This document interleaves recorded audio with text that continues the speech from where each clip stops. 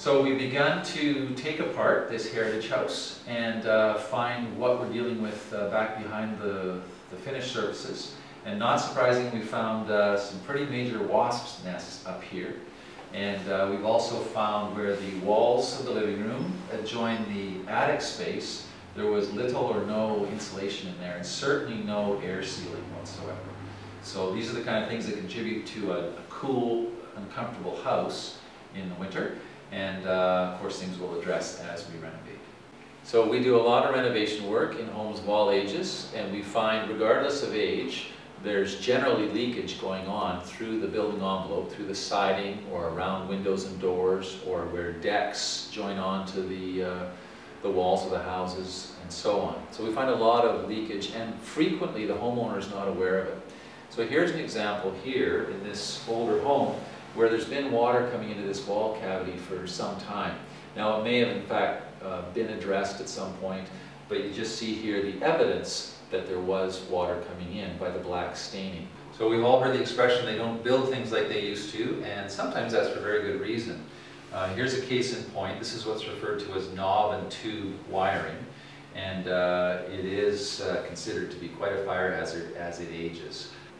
We've begun to open up walls, and you can see here, looking at the back side, that these walls were constructed in a very old method called lath and plaster.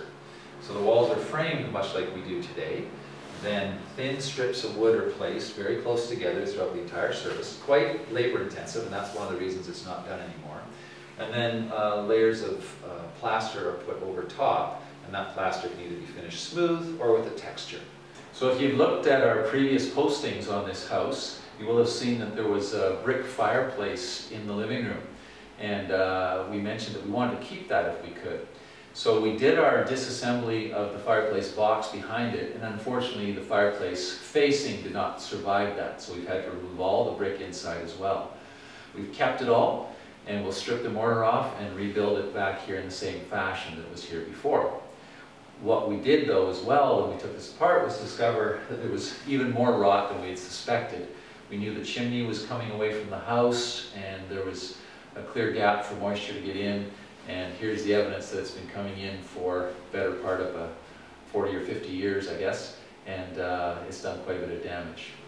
When we're renovating or when we're building a new house, there's often times when we need to protect materials and finishes so that we don't destroy what's already there. And in this case, you might remember if you've seen our previous post that we had a nice oak floor that we wanted to preserve. So we put a construction product down that's designed to protect floors during construction. And it actually has a formulation that repels moisture as well. It's a very dense, thick cardboard that absorbs impact and keeps foreign materials, sand, metal, whatever, from getting through and damaging existing finishes. So I'm standing in the basement of the house now, which previously had a less than 6-foot ceiling with a bunch of beams and a lot of posts running through it. We've raised the house up, and we've got now a full 8-foot ceiling, and we're redoing the plumbing and we're redoing the electrical, and basically starting over, we'll have essentially a new house in the basement. One very important element, we talked about it upstairs, and we've decided to do the same thing downstairs, is to save this old chimney. We believe it is a full 100 years old, and as you can see, it was used for practical reasons. It wasn't just an artifact. But it's not in the greatest shape in some areas. There you go, crumbling.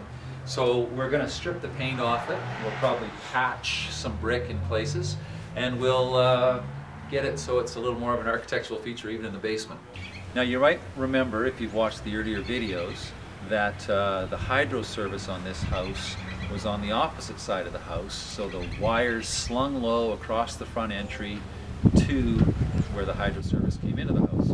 So we've moved the hydro service around to this side, so we will not have wires across the front door anymore, and it's been part of upgrading the power so that we've got a safe, modern system with plenty of electrical amperage available.